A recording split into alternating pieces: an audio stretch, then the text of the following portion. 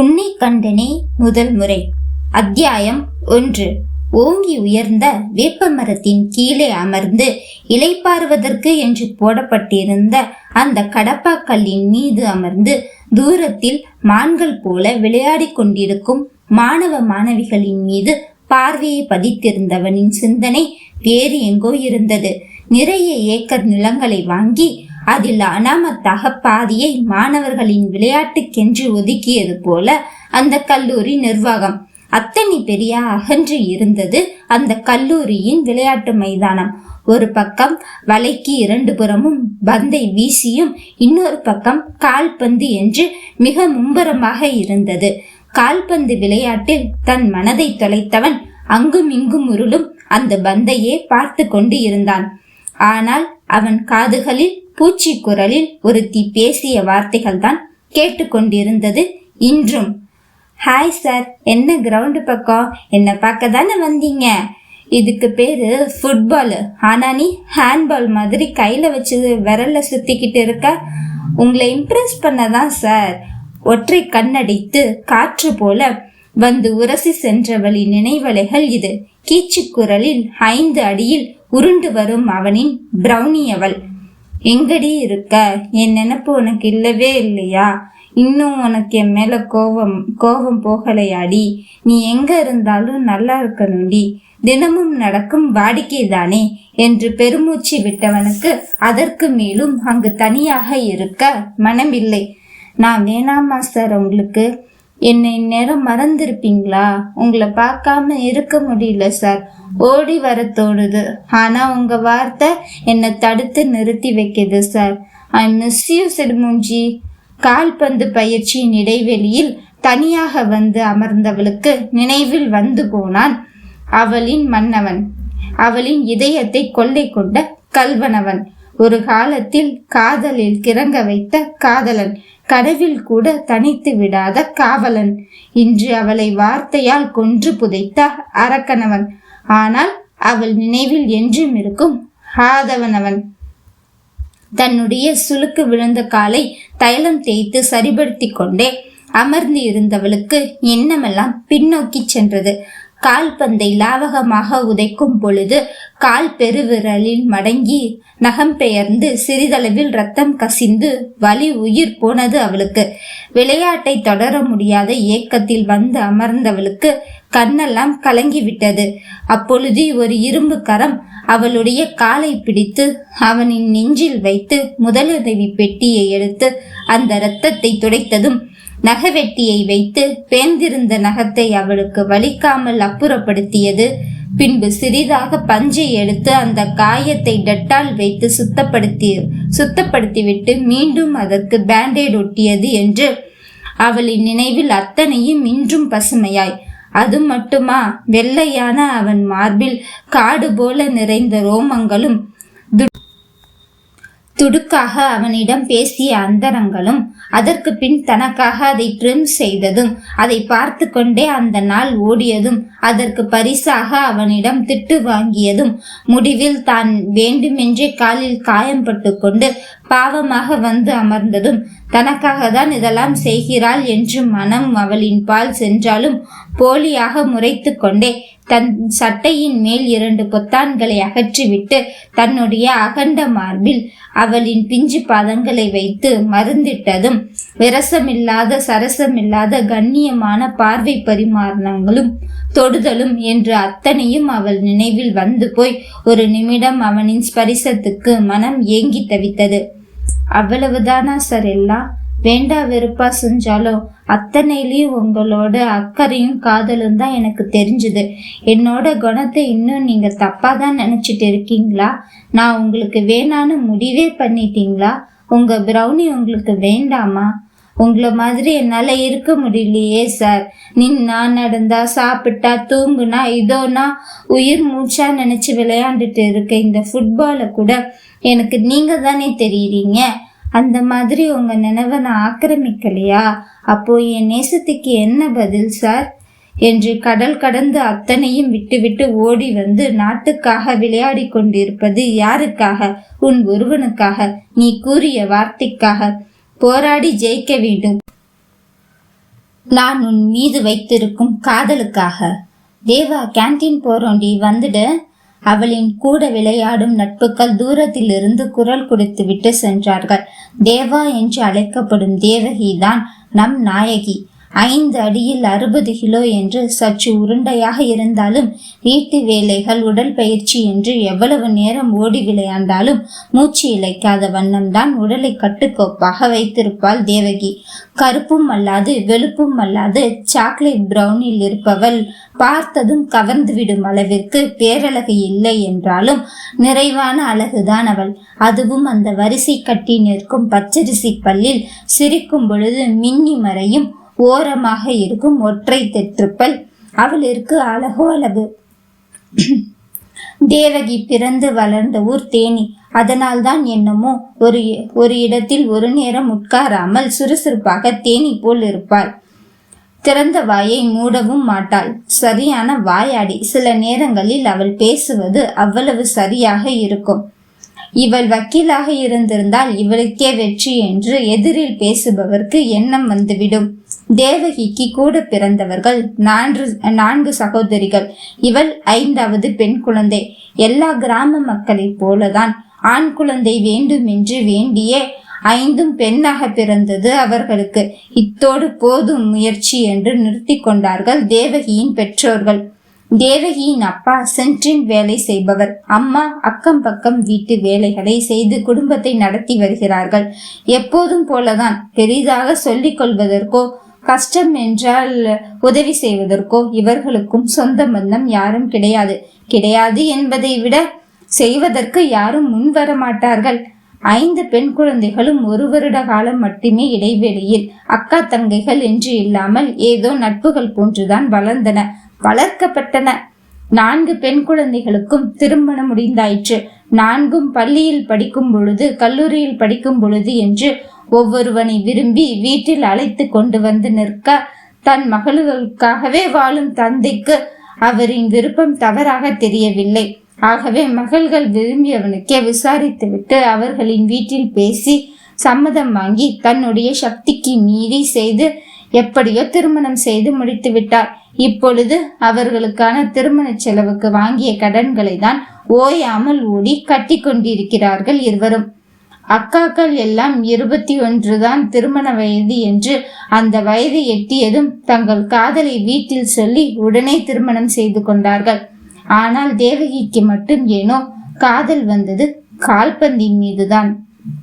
அந்த வயதில் கால்பந்து விளையாட்டிற்காக அசாம் செல்ல வேண்டும் என்றும் அதற்கான செலவுகள் தங்களுடைய கல்லூரியிலேயே செய்வார்கள். ஏனென்றால் நான் தான் பெஸ்ட் பிளேயர், அது மட்டுமில்லாமல் என்னுடைய அணிக்கு தலைவி என்றும் கூறவும் பெற்றவர்கள் முதலில் யோசித்தாலும் பிறகு நல்ல முறையாக தானே ஆசைப்படுகிறாள். அவளின் ஆசையை நிறைவேற்றி வைப்பதில் என்ன தவறு என்று அவர்களும் ஒப்புக்கொண்டார்கள். பாவம், அந்த அப்பாவி பெற்றோருக்கு இவள் சென்றதன் காரணம் தெரியவில்லை. இதோ இப்பொழுது அஸ்ஸாமில் கால்பந்து பயிற்சிக்காக தமிழ்நாட்டைச் சேர்ந்த வீராங்கனைகள் வந்திருக்கிறார்கள். அவர்களுடன் தான் அமர்ந்து கேன்டீனில் அரட்டை அடித்து கொண்டு தன்னுடைய சோகத்தையும் கவலையையும் மறைத்து கொண்டு அவர்களுக்காக சிரித்து கொண்டு அமர்ந்திருந்தாள் தேவகி. தம்பி, எப்போ வந்த? ஏதாச்சும் சாப்பிட்றியா? டீ மட்டும் போதுமா? தலை வலிக்குது, கொஞ்சம் தைலம் தேய்ச்சி விடுங்க, சரியாகிடும். சரிப்பா, ஆனா இந்த தலைவலிக்கு மருந்து டீயோ தைலமோ இல்ல, தேவகி தான். உனக்கும் அது தெரியும். இன்னும் என்ன அவ கூட பேச தடுக்குது? மா, அவ்வளவுதான் பதில் கூறிவிட்டேன் என்பது போல அந்த நீல இருக்கையில் கண்களை மூடி சாய்ந்து அமர்ந்து கொண்டான். அடுத்து நல்லது கெட்டது கூறக்கூடிய வயதிலா இருக்கிறான். தோளுக்கு மேல் வளர்ந்திருப்பவனுக்கு இதற்கு மேல் என்ன சொல்லி புரிய வைப்பது? சூர்யா, அவன்தான் கதையின் நாயகன், தேவகியின் நாயகன். தேனிதான் சொந்த ஊர். தாய் தந்தைக்கு ஒரே பிள்ளை. சிறு வயதிலேயே தந்தையும் இறந்துவிட இவனுக்கு தாய் அனைத்துமாய் தாய்க்கு இவன் தாயுமானவனாய் மாறி போனார்கள். நன்றாக படிக்கக்கூடியவன். பணத்திற்கு கஷ்டம் என்று இல்லை. அப்பாவின் சொத்துக்கள் ஏராளம் இருந்தும் இவனுக்கு இவனின் இந்த படிப்பும் இப்பொழுது பார்த்து கொண்டிருக்கும் வாத்தியார் தொழிலும் தான் மனதிற்கு அமைதியும் சொத்தும் கூட. எத்தனையோ வெளிநாடு இவனின் அறிவுக்கு விலை பேச தாயையும் தாய் நாட்டையும் பிரிந்து வர விருப்பமில்லை என்று விலகிவிட்டான். தேனியில் இருக்கும் ஒரு பெரிய கல்லூரியில் பேராசிரியராக பணிபுரிகிறான். கணிதத்தில் ஆர்வம் கொண்ட அவன் முதுகலையும் பெற்றான். இப்பொழுதுதான் படித்த அதே கல்லூரியில் அக்கவுண்ட்ஸ் எடுத்துக்கொண்டு இருக்கிறான். பாடம் சொல்லிக் கொடுப்பதில் அத்தனை விருப்பம் அவனுக்கு. 30 அடி எடுத்து வைக்கும் சூர்யா 6 அடிக்கும் சற்று கூடுதல் உயரம், பால் நிறம், அலைக்கடலான கேசத்தை அழகாக திருத்தி வைத்திருப்பான். தீட்சண்யம் நிரம்பிய விழிகள், கூர் நாசி, தடித்த பட்டை சிவந்த இதழ்கள் கூறும் அவனின் நற்குணங்களை. உடற்பயிற்சி உடலுக்கு நல்லது என்று தினமும் அதற்காக நேரத்தை செலவிடுபவனுக்கு உருண்டு திரண்ட புஜமும் ஒட்டிய வயிறும் அவனை அத்துணை அழகாக காட்டும். கடந்து செல்வோரை கண்டிப்பாக மறுமுறை திரும்பி பார்க்க வைக்கும் பேரழகன் இந்த சூர்யா. அத்தியாயம் 2.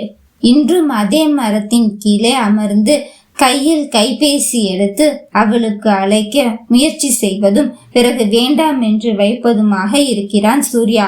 தேவகி பிரிந்து சென்று இத்தோடு 1 வருடம் ஆகிறது. ஆனால் இந்த 1 மாத காலமாக தான் ஏனோ அவனை வெகுவாக மனம் நாடுகிறது. இவனுக்கு யாரும் தடைகள் விதிக்க முடியாது. தோன்றினால் செய்து விடுபவன்தான்.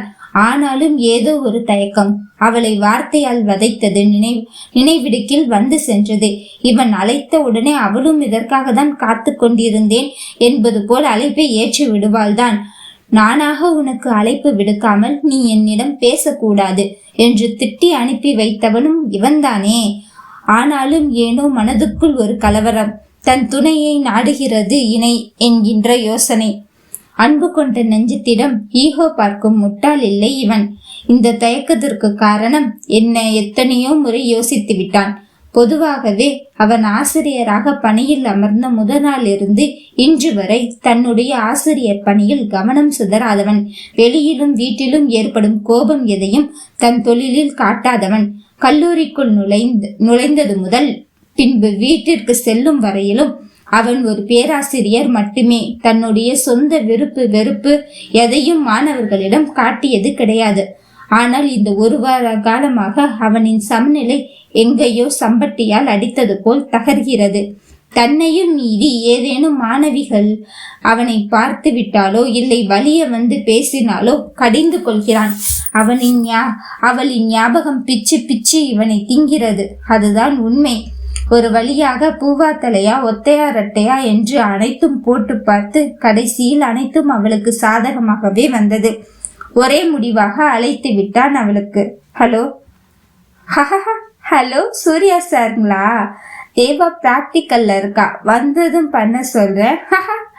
எதுக்கு இப்படி சிரிக்கிறீங்க? காட்டமாக வந்து விழுந்தன வார்த்தைகள். அவள் அழைப்பை எடுக்கவில்லையே என்ற கோபம் ஒருபுறம். காரணம் சொல்லாமல் அழைப்பை ஏற்றது முதல் ஒவ்வொரு வார்த்தைக்கும் சிரிப்பவளை இவள் என்ன லூசா என்கின்ற ஆத்திரம் வேறு. அது ஒண்ணும் இல்லை சார், உங்க பேரை சிடுமூஞ்சி ஹானின்னு சேவ் பண்ணி வச்சிருக்கா. அதை பார்த்ததுதான் சிரிப்பு வந்துடுச்சு. சாரி சார், அவ வந்ததும் கால் பண்ண சொல்றேன். இவன் பதிலை எதிர்பார்க்காமல் சற்றென்று வைத்துவிட்டு அவளும் சென்று விளையாட்டு பயிற்சிக்கு சென்று விட்டாள். இங்கு போனையே பார்த்து கொண்டிருந்தவனுக்கு அவ்வளவு நேரம் இருந்த இறுக்கம் இப்பொழுது இல்லை. அந்த சிடுமூஞ்சிக்குள் சின்னதாக ஒரு சிரிப்பு. இதைத்தானே அவள் சிடுமூஞ்சி ஹனி என்று கூறுவாள். போனை கையிலேயே வைத்துக்கொண்டு திரையில் வைத்திருக்கும் அவளின் முகத்தையே ஆராய்ந்து கொண்டிருந்தவனுக்கு இதே மனதுடன் வகுப்பை தொடரும் நம்பிக்கை இல்லை. அதனால் இன்று ஒரு நாள் விடுப்பு வேண்டும் என்று எழுதி கொடுத்துவிட்டு பிறகு மீண்டும் வந்து அதே மரத்தடியில் அமர்ந்து கொண்டான். அவனுடைய வேலைக்கு தான் விடுப்பு வேண்டுமே தவிர கல்லூரியில் இருந்தும் அவளின் நினைவில் இருந்தும் செல்வதற்கு அவனுக்கு ஒரு நாளும் விடுப்பு தேவைப்பட்டது இல்லை. மீண்டும் அதே இடத்தில் அமர்ந்தவனுக்கு ஏனோ உடலும் மனமும் அவ்வளவு சோர்வாக இருந்தது.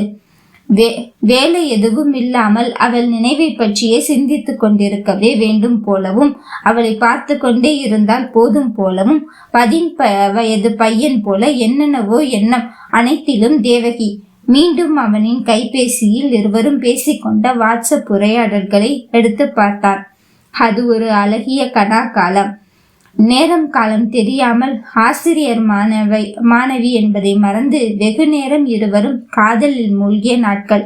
மூழ்க வைத்தாள் அவள் காதலில். அவளின் வாட்ஸ்அப் ப்ரொஃபைல் பிக்சரை பார்க்கும் பொழுது இவனுக்கு சிரிப்பு தான் வந்தது. ஏதோ ஒரு நாள் இரவு படிப்பதற்கென்று அரசு இலவசமாக கொடுத்திருந்த மடிக்கணினியில் கொரியன் டிராமாவை பார்த்துவிட்டு வந்து அந்த படத்தில் செய்தது போல் கபுல் ஹாட் செய்ய சொல்லி விரைப்பாக சுத்தும் ஆசிரியர் இவன். கையையும் மனமும் அப்படியெல்லாம் வளைந்து கொடுக்கவே இல்லை.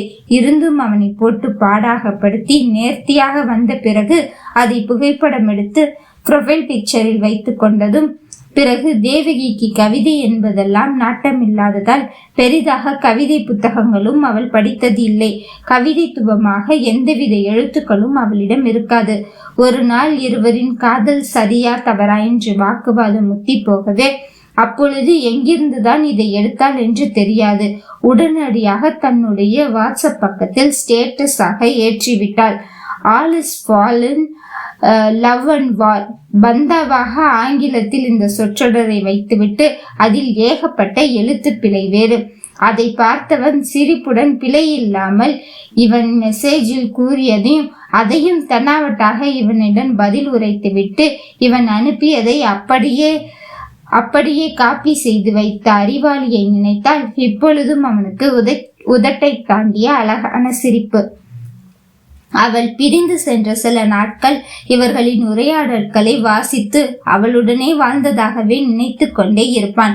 இப்படியே இருந்தால் எப்படியும் அவளை அழைத்து வந்து திருமணம் என்னும் பந்தத்தில் அவளுடைய சிறகை உடைத்து விடுவோமோ என்கின்ற பயத்தில் தானே சில காலமாக இதையெல்லாம் படித்து பார்க்காமல் இருக்கிறான். இப்பொழுது தனக்கு இருக்கும் இறுகிய மனநிலைக்கு அவளுடைய குறும்பு பேச்சை எல்லாம் கண்ணார கண்டால் சற்று உயிர் வாழலாம். காதல் கூறிக்கொள்ளும் முன்னர் இருந்த உரையாடல்கள் இவை. எந்தா சாரே, இப்படிதான் எப்பொழுதும் முதல் மெசேஜ் அவளிடமிருந்து வரும். சில காலமாக அதையெல்லாம் தொலைத்துவிட்டு நடைப்பினமாக வாழ்ந்து கொண்டிருப்பவனுக்கு இந்த வாக்கியங்கள் இப்பொழுதும் உயிர் கொடுக்கின்றன. சொல்லு. ஏன் சார் எப்ப பாரு முறப்பாவே தான் இருப்பீங்களா? ப்ரொஃபஸர் தானே, போலீஸ் ஆபீசர் ஒன்றும் இல்லையே. கொஞ்சம் சிரிச்சு பேசலாமே. எனக்கு இவ்வளோதான் பேச வரும். ரொம்பதான். சரி, என்ன பண்றீங்க? சாப்பிட்டீங்களா? மணி 11. இவ்வளோ நேரம் சாப்பிடாம இருப்பேனா? அதெல்லாம் 9 மணிக்கே நான் சாப்பிட்டுட்டு புக்ஸ் எடுத்து படிச்சுட்டு இருக்கேன். நாளைக்கு கிளாஸுக்கு நோட்ஸ் எடுக்கணும்ல, அதுக்காக தான். அடேங்கப்பா, பரவாயில்லையே, இவ்வளோ பெரிய மெசேஜ் அனுப்புறீங்க, அதிசயம்தான். சரி, நாளைக்கு எனக்கு கூட தான் சைக்கிள் டெஸ்ட் இருக்கு. அதை பற்றிலாம் நான் என்ன யோசிக்காம உங்க கூட பேசிட்டு இருக்கேன்ல. நீங்க எப்படி கிளாஸ் எடுக்கணும், இந்நேரத்துல உட்காந்து நோட்ஸ் எடுக்கணும்னு படிச்சுட்டு இருக்கேங்கிறீங்க? உனக்கு என்ன, அதான் ஃபுட்பால் போறேன்னு சொல்லிட்டு எஸ்கேப் ஆயிடுவ. நீ ஸ்டேட் பிளேயர். சரியா எழுதுனாலும் சரி, சரியா எழுதலைனாலும் சரி, உன்னை யாரும் கேட்க மாட்டாங்க. எனக்கு அப்படியா? நான் பாடம் ஒழுங்கா நடத்தணுமா இல்லையா? நான் சொல்ல வேண்டிய டைலாக் எல்லாம் நீங்க சொல்லிட்டு இருக்கீங்க. சரி, நீங்க வீட்டுல எப்படி இருப்பீங்கன்னு பாக்குறதுக்கு ரொம்ப ஆசையா இருக்கு. ஒரே ஒரு செல்ஃபி அனுப்புங்களேன் ப்ளீஸ். ஏன் பார்த்து என்ன பண்ண போற? சைட்டு தான் அடிக்க போறேன், வேற என்ன பண்ணுவாங்க? கிடைக்காது என்ற நம்பிக்கையில் தான் அவள் கேட்டாள். ஏனென்றால் 4 வார்த்தை பேசினால் கூட அடுத்து படிக்க சொல்லிதான் வரும். செல்ஃபி அனுப்பிட்டாலும் என்று யோசித்துக் கொண்டிருக்கும் பொழுது நோட்டிபிகேஷன் டோன் டன் என்ற சத்தத்துடன் வந்தது. அதை பார்த்த பிறகு வாய் வார்த்தைகள் பஞ்சமாகின. அவனுடைய அழகில் விழிவிரித்து அவள் பார்த்து கொண்டிருந்தாலும் பின்பு வாய்க்கொள்ளா சிரிப்புதான் வந்தது. என்னடா இவர் வீட்டுல இருக்கும்போது கூட நைட் பேண்ட் டிஷர்ட் சகிதம் இருக்காரு, ஒருவேளை வீட்டுல கூட நைட்டிக்கு மேல ஷால் போட சொல்ற கேட்டகிரியா இருப்பாரோ என்று பெருத்த யோசனையில் இருந்தவளுக்கு மீண்டும் ஒரு நோட்டிபிகேஷன் டோன் வந்தது. என்ன சத்தத்தையே காணோம், என்னாச்சு? உங்க அழகுல மயங்கி பேச்சே வரல எனக்கு. ஆஹா, சரி, அதான் போட்டோ பார்த்தாச்சுல, இப்ப போய் படி, இல்லைன்னா தூங்கு. Good night, take care. இதுக்கு மேல நான் தூங்குறது? என்ன தாண்டி வேணும் உனக்கு? கால் பண்றேனே, ப்ளீஸ் ப்ளீஸ் ப்ளீஸ். ஒவ்வொரு வார்த்தைகளின் முடிவிலும் ப்ளீஸ் என்று கொஞ்சி பாவமாக 4 ஸ்மைலிகளை தட்டிவிட்டு தன் காரியத்தை சாதித்து கொண்டிருக்கிறாள் தேவகி. அவள் ஆடியோ கால் பேச அடி போட இவனோ சற்றும் யோசிக்காமல் வீடியோ கால் பண்ணி அவளை மேலும் மூச்சடைக்க வைத்தான். ஆனால் வயது வந்த பெண்ணிடம் இரவில் பேசுகின்றோம் என்கின்ற எந்தவித விரசங்களும் இல்லாமல் அத்தனை கண்ணியமாக இருந்தது அவனின் பார்வையும் பேச்சுக்களும். இதுதானே அவளை ஈர்க்கிறது. இவனை ஒரு அறைக்குள் எத்தனை பெண் பிள்ளைகளை வேணுமானாலும் நம்பி அடைத்துவிட்டு வெளியே செல்லலாம் போல. மீண்டும் கதவை திறந்தால் கூட அத்தனை பெண் பிள்ளைகளும் அனுப்பி வைத்தது போலவே இருக்கும் என்று சூர்யாமை மெச்சாமல் இருக்க முடியவில்லை தேவகிக்கு. அத்தியாயம் 3. ஹே, இந்த ஆங்கிள் கேமராவை இந்த ஏரியா சேஃப் தானே? வேற எதுவும் பிரச்சனை வராதே. சீக்கிரம் வேலையை முடிச்சுட்டு கிளம்பணும்டா. நசங்காத தேவா, நம்ம என்ன மர்டர் பண்ணவா வந்திருக்கோம்? எல்லாம் பக்காவா ரெடி தான். நீ ஆக்டிங்ல சொதப்பிடாத என்ன? எதே ஆக்டிங்ல நான் சொதப்புறதா? நெவர். லாஸ்ட் வீக் வியூஸ் கூட என்னோட ஆக்ட்ல தான்னு சொன்னீங்களேடா. இந்த வீக்கெண்டும் ஹோட்டல் கூட்டிட்டு போய் சிக்கன் மட்டன் எல்லாமே வாங்கி தரணும். ஹே லூசு, நீ ஒழுங்கா ஆக்ட் பண்ணலனாலும் உனக்கு எல்லாமே வாங்கி தருவோம், வாடி. தேனியில் மார்க்கெட்டை ஒட்டிய ஒரு தெருவில் பட்ட பகலில் 4 ஆடவர்களின் துணையுடன் கேமராவை தூக்கி கொண்டு அங்கும் இங்கும் நடந்து கொண்டிருக்கிறாள் தேவகி. அக்கம் பக்கம் இருக்கும் தன்னுடைய வயது பசங்கள் 4 தான் இவளின் கூட்டாளிகள். எப்போதும் ஒன்றாகவே திரிவார்கள் ஐவரும். அந்த 4 யாராவது வந்து, என்னப்பா நைட் நேரம் ஒரு பொண்ணு கூட சுத்திட்டு இருக்கீங்க என்று கேட்டால் கூட சுற்றி முற்றி யார் அந்த பொண்ணு என்று தேடுவார்களே தவிர தேவகி அவர்கள் கருத்தில் பொன்னாகவே தெரிவதில்லை. தங்கள் 4 போல அவளும் இவர்களுக்கு தோழன், மச்சி, மாமு, அவ்வளவுதான். அதற்காக அவளின் பாதுகாப்பையும் கருத்தில் கொள்ளாமல் விடமாட்டார்கள். ஏனென்றால் இங்கு சுற்றியுள்ள நிறைய ஆண் நரிகளுக்கு அவள் வெறும் மாமிசமாகவே தெரிவாள் என்பதால் எப்போதும் உடன் வைத்து பாதுகாத்துக் கொள்வார்கள். தேவகி தன்னுடைய 12ஆம் வயதிலேயே கால்பந்து விளையாட்டில் ஆர்வமாக கலந்து கொள்ள ஆரம்பித்தாள். அதனாலேயே சிறு சிறு உடல் பயிற்சிகள், தற்காப்பு பயிற்சி என்று கற்று வைத்திருந்தாள். படிப்பை தவிர அனைத்திலும் ஆர்வம் தேவகிக்கு. பெரிதாக சொந்த பந்தங்கள் இல்லாமல் வளர்ந்தவளுக்கு, அதுவும் 4 அக்காக்களுக்கு ஒரே தங்கையாக இருப்பவளுக்கு ஆண்கள் மீது இயல்பிலேயே ஏக்கம் அதிகம், உடன்பிறப்புகள் என்கின்ற முறையில். அதனால்தான் தன்னுடைய எப்பொழுதும் பழகும் அண்டை வீட்டில் வசிக்கும் 4 ஆண்களை இவள் இப்போது வரைக்கும் ஒரு நட்பாகவும் சகோதரர்கள் போலவும் எண்ணிதான் பழகுகிறாள். யார் என்ன பேசினால் எங்களுக்கு என்ன என்று ஐவரும் எங்கு சென்றாலும் ஒன்றாக தான் கை கோர்த்து செல்வார்கள். இவர்கள் அனைவரும் நடத்தி வருவதுதான் யூடியூப் சேனல். அதில் வாரம் பிராங்க் ஷோ எடுத்து பின்னாடி பாட்டுடன் ஒளிபரப்புவார்கள். ரசிகர்களால் மிகவும் கொண்டாடப்படும் வலைத்தளங்களில் கருத்து, நகைச்சுவை, உணர்வு பூர்வமாக என்று மக்களின் மனதை படித்து எடுப்பார்கள். இன்றும் அப்படித்தான். சனி ஷூட் எடுத்து எடிட் செய்து ஞாயிறு மாலை ஒளிபரப்புவதற்காக வேண்டி எடுத்துக்கொண்டிருக்கிறார்கள். அதாவது ரோட்டில் செல்லும் சராசரி பெண்ணான தேவகியின் கையில் இருக்கும் ஹேண்ட்பேக்கை அந்த 4 ஒருவன் பறித்து செல்வான். அந்த வழியாக செல்லும் ஆட்கள் தட்டி கேட்கிறார்களா இல்லையா என்பதுதான் அவர்களின் இன்றைய பிராங்க் ஷோ. ஐயோ, என் ஹேண்ட்பேக் அண்ணா, அவனை பிடிங்க கத்தி அழுது கூச்சலிட்டு தத்ரூபமாக நடித்து கொண்டிருந்தாள் தேவகி. அங்கு சென்று ஒரு வாலிபனோ அதை உண்மை என்று நம்பி அவனை துரத்தி பிடித்து ஹேண்ட்பேக்கை அவனிடம் இருந்து பறித்து கொண்டு வந்து தேவகியிடம் ஒப்படைத்து கர்வமாக புன்னகைத்தான். Super bro, கலக்கிட்டீங்க. அங்க பாருங்க கேமரா, பிராங்க் ஷோ. உங்களை மாதிரி ஆண்கள் இருக்கிறதுனாலதான் எங்களை மாதிரி பெண்கள் தைரியமா நடமாட முடியுது. எங்க யூடியூப் சேனல் சார்பாக இவருக்கு சின்ன கிஃப்ட் என்று புன்னகை முகமாக கேமராவை பார்த்து பேசியவள் தன் கையில் வைத்திருக்கும் கீ செயின் அடங்கிய கிஃப்ட் பாக்ஸை பந்தாவாக அவனுக்கு கொடுத்து பல்லை காட்டி கொண்டிருந்தாள் தேவகி. அந்த ஆடவனோ எதற்காக இவளுக்கு மாஞ்சி உதவி செய்தான் என்று தெரியவில்லை.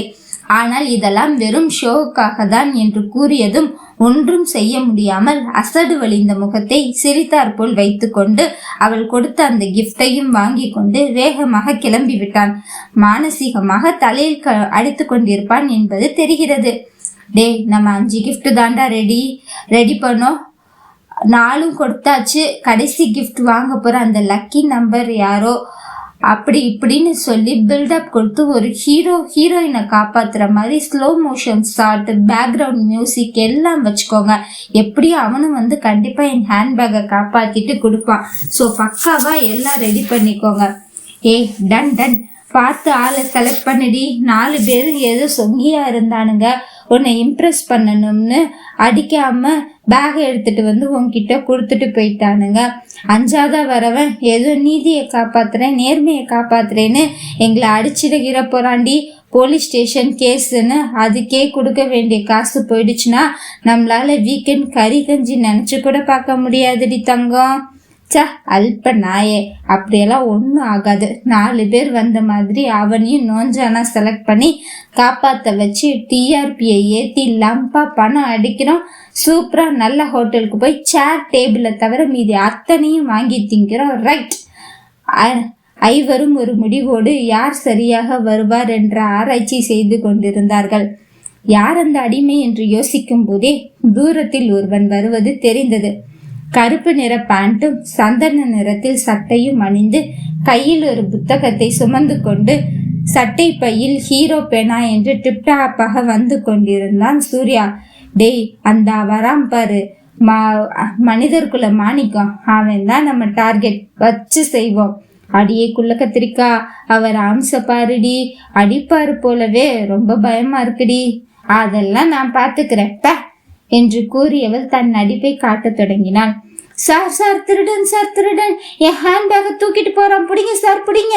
4 எட்டில் நடந்து அங்கு பேக்கை தூக்கி கொண்டு ஓடும் ஆடவனை தன்னுடைய இடது கையால் பிடித்திருந்தவன் வலது கையால் விட்டான் ஒரு அறை. பலார் என்று மண்டை மேலே குருவிகள் பறந்தன.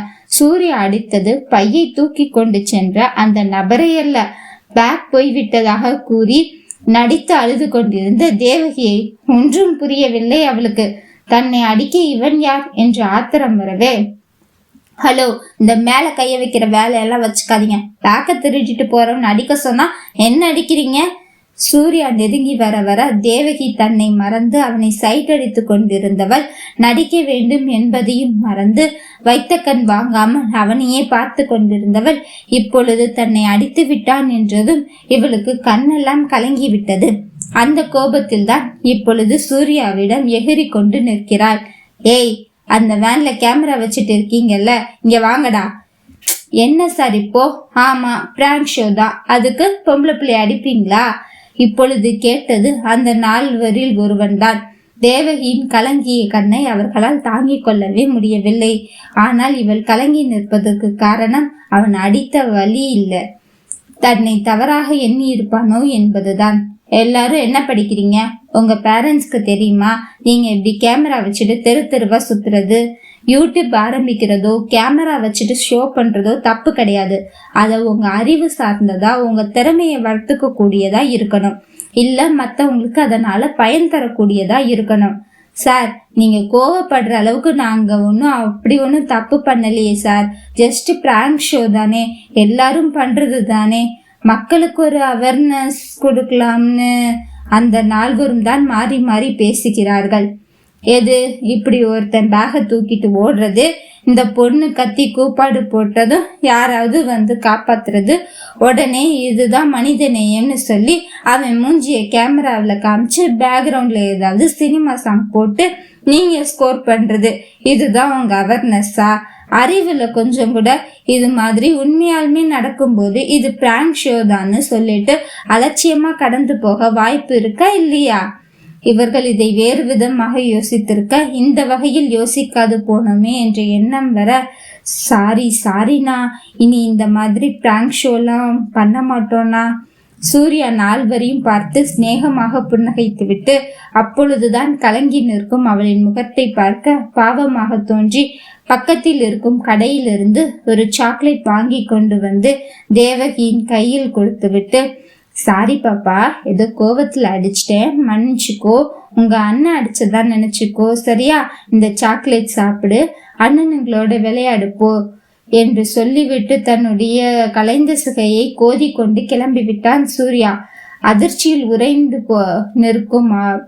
அதிர்ச்சியில் போகும் அவனையும் கையில் இருக்கும் லாலிபாப்பையும் மாறி மாறி பார்த்து கொண்டிருந்தாள் தேவகி.